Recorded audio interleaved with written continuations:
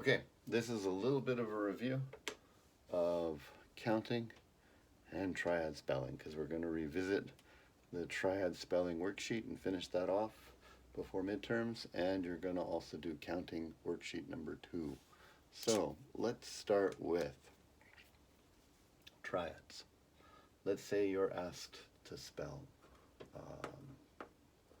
C sharp minor triad. So the first step is C chords have C, E, G, and then C chords are major. They live in Majorsville on that diagram. So to make them minor, we lower the third. So we're going to put a flat there, like that.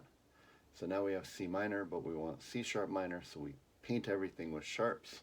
C sharp, E sharp, and flat, and G sharp.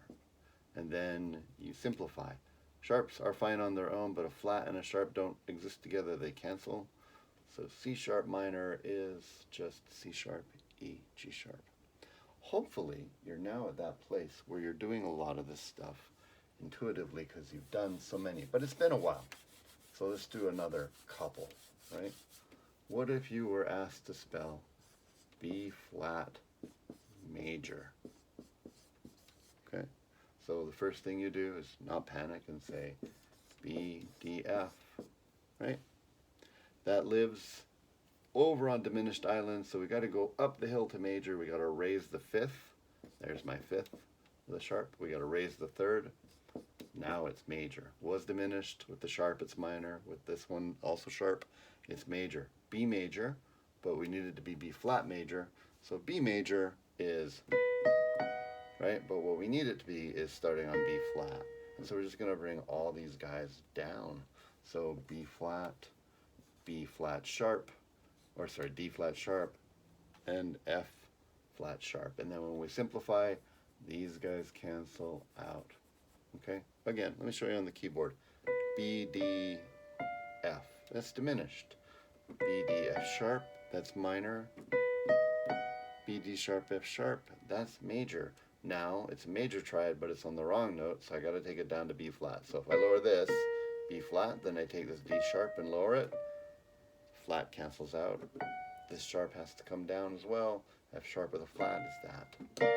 B flat major, B flat, D, and F. Okay? All right. Now you can do these in your head, hopefully. So let's say you're asked for A sharp diminished. Okay? Still, not a problem. So in my head, I'm thinking A, C, E, and I'm thinking sharp, sharp, sharp. But I'm also thinking A is minor, so to get it to be diminished, I'm going to lower the fifth. So let's go through that again. A sharp, C sharp, and E sharp, but I'm going to lower the fifth. So A sharp, C sharp, and E sharp flat is just E, and I'm done. Okay. If you follow these steps, even when you get an ugly chord, like B sharp augmented, it's still not a big deal because you still go through the steps. You go B, D, F, you go with the sharp on everything, B sharp, D sharp, F sharp, and then augmented, you're going to have to go and raise the fifth to make it minor, raise the third to make it major, and raise the fifth again to make it augmented. So let's go through that. B, D, F, right? That's diminished. Going to sharp everything. I guess you could do this at the end, but I'm just going to do it now, right? So B sharp, D sharp, F sharp, and now to make this minor, I raise the fifth, right? B sharp, D sharp, F double sharp, and then to make it major, I raise the third. So B sharp, D double sharp, F double sharp, and then to make major into augmented, I gotta raise the fifth again. So B sharp, D double sharp, F triple sharp. That's stupid. It's not that bad. Let's simplify. 2 sharps is fine, but we have an X for a symbol for that. And here we have a double sharp and then a remaining sharp like that right there. B sharp, D double sharp, F triple sharp. Now, you should be saying, isn't that the same thing as C augmented? Yeah, I guess so. But they are different chords in different key structures in the world. Maybe you're not going to see that. But I have seen B sharp chords, and I have seen E sharp chords, and I have seen C flat chords and things like that. And I have seen things with double sharps all the time. They exist out there. You're just sheltered right now because we're not throwing that kind of music at you. It's not quite applicable.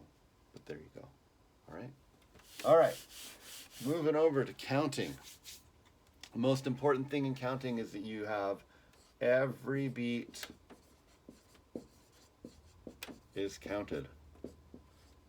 Meaning, if you're in 4/4, then I need to see where beat 1 and beat 2 and beat 3 and beat 4 are. You got to show where they are. Even if there's not a note playing on that specifically, or it's just holding over, you still show them, but then you put a parenthesis. So if I had a half note, I would count 1, I would count 2, and then I'd put a parenthesis around it, showing that this is just part of that half note. But I got to see where those are, okay? And then if I have eighth notes, okay, so then I have notes that occur on the between the beats. Then I fill in the ands right there, okay? So every beat is shown, parentheses around the beats that are not being articulated right then, and anytime there's an and or between the beat, you put that on there, but you don't put them on if they're not being articulated, okay? Let's do our worksheet. We're going to get started again, just a little bit of review. And I'm going to, I think I'm going to move this in a little bit so you can see closer and better, right? So here we are right here, worksheet number 2. It's not so different from worksheet number 1. Remember that you can cut the bottom strip off here and check your answers. It's got a grid right there. To make sure that your placement is correct. Now in the first worksheet, some people just went 1 and 2 and 3 and 4 and all the way across, and technically they placed the notes on the correct counts, but remember, you got to put a parenthesis if a beat goes by but it's not being articulated, and you only actually write the ands when there's a note on it. Okay, so I think I'm going to leave some of these for you to do, but I think many of you have already figured this out. I'll do this one right here. 1, that goes for a beat, so this starts on 2. That goes for 2 beats, so the next beat is 3. Since it's being held over in this note there, we put a parenthesis around it to remind us where the beat is, but remind us also we don't re-articulate a note there, and there's 4. Notice, since there's no notes on the ands, I don't have to place any ands, okay? Here's 1 and, 2 and, 3 and, 4 and. Since all the beats are articulated with notes, we leave them there without parentheses. Since all the ands in between the beats have notes on them, we leave the ands in. Okay? Here, this one right here. 1 and, 2 and, 3. Since this note's going over top of the and, we don't write the and in. We don't need to. 4 and so on. Let's do this one right here, and then I'm going to let you have at it on the next side of the page on your own, plus these guys right here. This starts on 1. Now it's 3/8 notes long because the dot makes it 50% longer.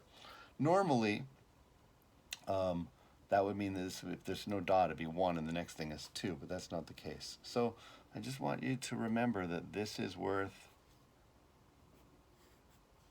this 8th note, this 8th note, and this 8th note, and happily there's a grid right here. That means that this 8th note would be the and, this 8th note would be the 2, and then the next 8th note right here would be the and right there. However, because this and is not being articulated, there's just a note, we don't write it in. And because this 2 is also part of this note, we do write it in because it's a beat, but we put a parenthesis around it, and there's and this is 1, 2, and, right? Da, da, right? And this would be 3.